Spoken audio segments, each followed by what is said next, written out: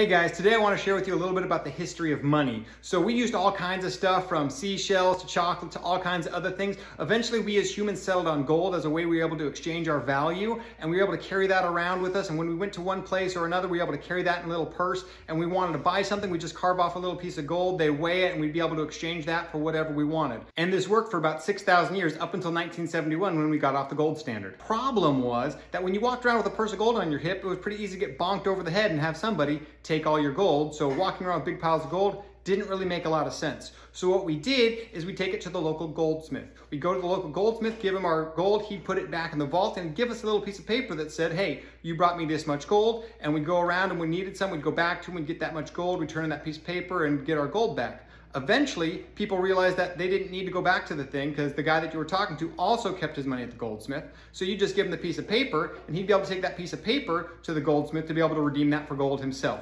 Well, it didn't take long for the goldsmiths to realize, you know what, we could probably issue more pieces of paper than we have gold in here. And that's what we call fractional reserve banking today. It's legal everywhere, and as a matter of fact, that's how every bank operates. They just have to keep a fraction in reserve for the amount of money they say they have, just like these goldsmiths did.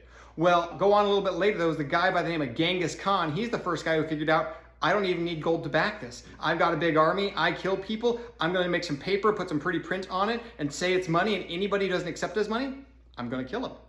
Fast forward a little bit, there was a guy by the name of Marco Polo who came over and visited and saw what they were doing here and said, wow, this is kind of crazy. And he took it back to France to a guy by the name of John Law. John Law saw this great opportunity and he actually took it to the government of France. They loved this idea and they created what's called Fiat Currency. Fiat is a French word that literally means because we say so.